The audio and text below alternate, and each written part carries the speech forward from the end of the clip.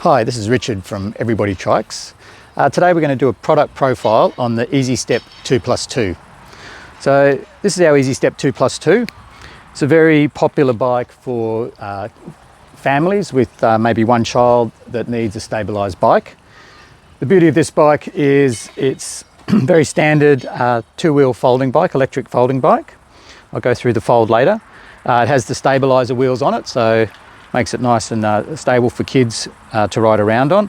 And one of the benefits is because you can take the stabilisers off very quickly and fold the bike up, this bike can go in the back of the car, and then everybody else's, the rest of the family's bikes can go on a bike rack on the back of the car. So it makes it very, very easy to transport, because quite often trikes are quite difficult to transport just because of their size. So firstly, we might just show you how it folds up and just show you how small and compact it is. So we've developed these quick release plates here, which allow us to remove the stabilizers very easily, just without any tools. Just have to do that. Pull the trainer wheel off. Normally you take the other trainer wheel off as well. Then we can just release this lock here, spin the bike around and drop the handlebars down like that. So the bike's quite small, easily put into the back of the car. Without the trainer wheels, we can also take the battery out. So without the trainer wheels and the battery, the bike's down to just under 20 kilos, so it's still reasonably manageable to get into the back of the car. Just while we've got the battery out, the battery can be charged either in the bike or out of the bike. Here's the charging port here. So you just get a charger like a laptop charger, and these batteries normally take about 4 or 5 hours to charge up. Batteries are always locked into the bike for security so that no one's going to steal them. So then just folding the bike back up again and we're ready to go. The nice thing about this is, as well as for a child, depending on how they progress, you might find that a child starts with a stabilised bike, but has the opportunity to be able to take the stabiliser wheels off. You can go into a soccer field or somewhere and have a ride of the bike as a two-wheel bike. So it gives you that flexibility to be able to try it in both two-wheel or stabilised. Okay. A lot of people not really sure how power works on a bike. I'll sort of give some demonstrations of some useful features. One of the nice things about electric bike is that the hardest part about getting the bike moving is the initial push. You have to do about maybe half a revolution to 1 revolution before the power kicks in. So that means you're having to push yourself for that initial getting the bike going, which if you're on a bit of a slope or on the grass, that can be quite hard work to just keep pushing. So if you watch now, I'm going to push. If you watch when the power comes in, I'm pushing, and there the power's just kicked in then. So to do that initial push, can be a bit hard, especially, if you haven't got that muscle strength. So one of the features of an electric bike is you can hold the minus button down, and if I hold the minus button in, you'll see now the bike is going along without me having to actually pedal. It'll only go slowly. It only has a certain amount of power, just enough to get the bike moving. And particularly for kids, it doesn't work as well for adults because it doesn't have as much power. But for children, it's very useful because rather than them getting stuck when they're somewhere and they've stopped pedaling or whatever and they get stuck and they call for you to come over and help push them, they can hold this minus button in, they can get the bike moving. Once they're moving, they can start pedaling, and once they're pedaling, the bike kicks in with the power assist. So it just makes it, from an independence point of view, for a child, it makes it so much easier because they're not having to wait for someone to come over and give them a push all the time. They can get themselves going, and believe me, they learn how to use this button very quickly to just get them going. So that's a nice feature to just make it a bit easier for the person to get the bike actually running. Then as they're riding along, they can change the power levels. If they come to a hill or something, they can go up on the power level. You can just use the plus and minus while you're riding, and you'll see that the button just goes up. You can also ride without power. You can go to 0, and that means you're just riding the bike as a mechanical bike, or as you go along, you increase the power levels, like that.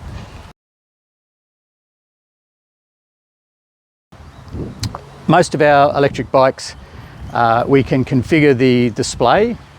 So the electric bikes have 5 power levels. Each of those power levels, you can go into the display, and through the display you can actually configure. So you can see here that currently power level 1 is at 10%. We can adjust that. This one, they normally go down all the way to 0%, but you can configure each power level. Power level 2 is 25. You can change that. So for children, we normally make the power levels quite low. We won't give them full power. Legally, you're allowed 25 kilometres an hour with power on an electric bike, but typically for children, we'll reduce that maximum speed to maybe 15 kilometres an hour, and we'll play around with the power levels to bring those power levels down as well. That means that the bike, you know, when they start pedalling, the power comes on and they just get a nice little bit of power just to help them along, not too much that they're going to get scared when it takes off. The other things we can do, we can have a remote control, so you can turn the power off to the bike remotely. It doesn't stop the bike from rolling down the hill, but it will, especially if they're on grass or something, then it'll obviously make it much more difficult to pedal the bike when it doesn't have power. With the park brakes, so on this one, again, all of our trikes have park brakes on them, so you can see this one has a little lever. You just pull the main one on, put that in, and it just holds the park brake on. Pull it and just do that to release the park brake. One of the other things that most of our trikes have is they have an extra cable here you can see on the brake lever. This is an electrical switch, so that when you operate the brake lever, there's an electrical switch in here that also cuts the motor out. So it's just an extra safety feature. With the power always cuts off when you stop pedaling, but there is a slight delay between you stopping pedaling and the bike then registering that you're stopping pedaling. So there's a delay on the power coming on when you start pedaling, and there's the delay on the power going off when you stop pedaling. And so by having the switches on the park brake, it just means that the motor stops straight away, excuse me, when you stop pedaling, you put the brakes on and straight away the motor stops, and you don't get that little bit of a run on that some people feel with these types of motors, is that you have a little bit of a sort of a run on which can be a little bit disconcerting. So this way you can drop the power out straight away. It's also useful if you're trying to negotiate a little bit of a, let's say you're trying to go through some bollards, or you were trying to do a bit of a tricky, tricky maneuver. Sometimes with the power, it's a bit difficult because the power, you can see there, the power sort of comes on in a bit of a, can come on a bit too fast, and it's difficult to control when you're trying to maneuver. So what we say to people is just lightly hold the brake lever down, and that way the power will be cut off the bike while you're doing the maneuver. And then once you've finished doing the maneuver, you release the park brake and the power can come back on again. So it just can be used a little bit just to help you if you need to get through some tricky situations.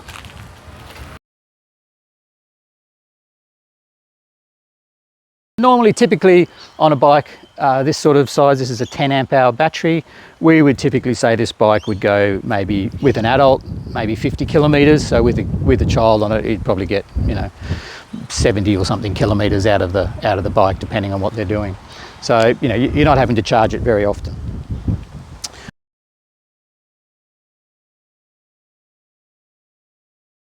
This is a great bike for kids.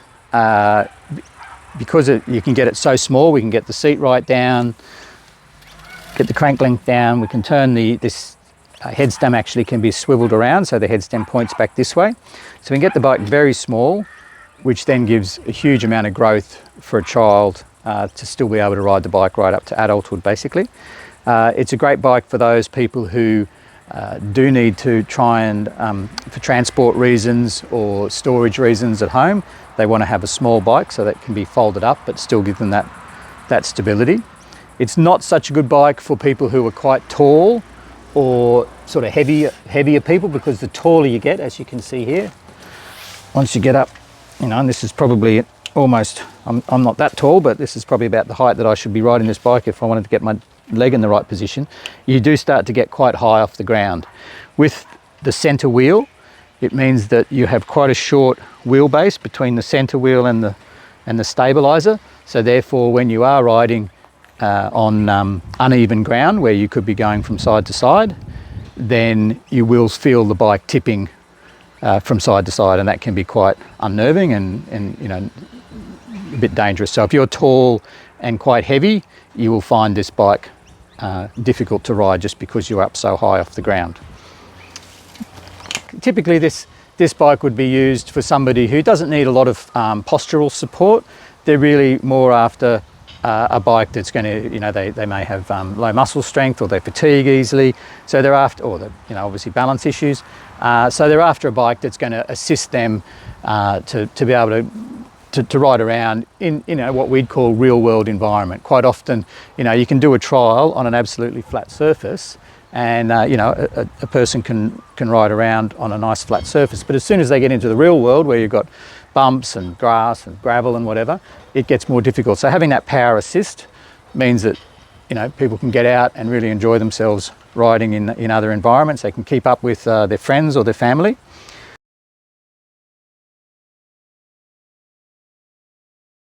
So, you know, the sorts of things we can do, we can change the saddle. This is quite a broad saddle. We can do all sorts of different saddles on the bike. Pedals, we have different types of pedal. This is a simple exercise pedal with just a standard sort of rubber strap. A good pedal just to keep your foot positioned on the pedal, for somebody who just needs that sort of little bit of support there just to hold it in place, but can't be really adjusted easily, you know, when you get it on and off. It really has to be set in one position. So sort of very easy to get your foot out of, though. You can pull your foot out quickly. So yeah, a fairly simple pedal. You can see also that we've got here a series of holes on the pedal crank to allow us to move the pedal in or out on the pedal crank and adjust what we call the crank length. So the crank length is the position from the center of the pedal here, or the center of the crank, out to the pedal. Basically what this does is it means that you don't have to do as big a circle with your feet when you're pedaling. So it reduces the amount that your knee has to bend, that your hip has to bend, because you're not having to go through that, you know, right down low and then right back up again. It also means that from a size perspective, if we bring that pedal up to here and we bring the seat down to here, then we can reduce the length, the inner leg length in effect of the bike. So we can make the bike quite small, and then as the child grows, they can move the pedal out if they need to, obviously move the seat up. So the bike has a lot of growth in it, which the NDIS like, because it means that it'll last the child for a long time. And also, yeah, if you have that reduced joint movement, then you don't have to do as big a circle with your feet. With an electric bike, it's not so important to have a long crank. With a mechanical bike, you want to have a long crank because you need that mechanical advantage of the longer crank length to get the power. With an electric bike, all you need to do is get the cranks to turn round. Once they're turning round, the power will kick in. So having the short crank isn't such a problem from that point of view. The other thing we can do on this bike, with this bike, we can put the handlebars up and down for different, you know, to get the hand position the right. We can also, we put a different set of handlebars on this. We call this a rise and sweep handlebar, where the bars come back a little bit and they're a bit more lifted. It just means that it's a little bit less of a stretch. Normally this bike would have a straight set of handlebars on it, but we find that people like the fact that the handlebars come back a little bit more and they're a little bit more closer to them when they're riding. You can also adjust the angle of the handlebar as well here. So yeah, a few things we can do on the handlebars. Obviously we do lots of things like, you know, if someone's got one-handed stronger than the other, we can move controls from one side to the other. We can make it so the brakes, you know, only work from one side, things like that to accommodate for people's you know, hand strengths as well. So with regard to the handlebars, we can also change the handlebars for what we call a loop handlebar. So that's like a rectangular handlebar. The loop handlebar gives the option for the rider to hold on in various positions rather than just having to hold on here. They can hold on here or they can hold on here. Sometimes also it allows someone to rest their arms more on the loop, For some people, for people with limb deficiencies, we can build with the loop handlebar, we can then build little extensions out which allow them to sort of, you know, hold on with their limb deficiency as well. So the loop handlebar is an option that we can do onto this. One very important thing as well, of course, is that it comes in different colours, orange, white, navy. So, you know, it may not be a big issue, but we like to at least give some choice to people to have a bit of a choice in the colour.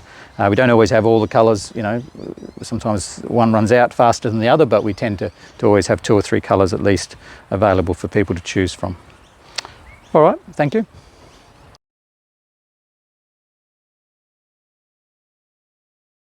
So this bike comes standard with three mechanical gears. So it has a rotary shifter here, and you can see it says 1, 2 and 3, 1 being the easiest gear, 3 being the fastest gear. A lot of people don't tend to use the mechanical gears on an electric bike, they just use the power levels on the display. The gears can be good because what can happen is if you're on the flat, you're cruising along, you go up to a higher power level, you can be pedaling quite slowly and the bike is like pulling you along. So the bike's actually going faster than what you're pedaling. By using the mechanical gears to go up to a higher gear, you can actually catch up with the bike and feel that you're actually pedaling and contributing to pushing the bike along. By using the mechanical gears, you can sort of try and feel like you're actually doing it. Some people like to feel like they're actually pushing the bike. Other people are happy that the bike's actually doing the work for them and they're just getting pulled along and enjoying being out riding. So there's different ways that the bike can be used.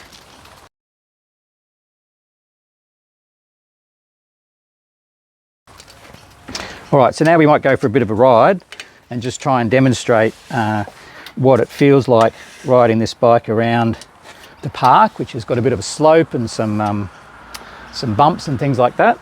And I'll try and describe as we're riding what is going on. So with a trike, you need, especially an upright trike like this, you need to not lean as you do on a two-wheel bike. So as I'm going down this slope, it's not too bad going straight down a hill because you've got both wheels at the same sort of level, or both the back wheels at the same level. But when I start to turn here, I'm on a bit of a slope. Typically you want to lean into the slope. Someone would want to, at the moment on a two-wheel bike, I would want him to be lean into the slope. But on a trike, you actually want to put the weight on the outside of the handlebar and steer the bike around, which is quite different to what you would do on a two-wheel bike.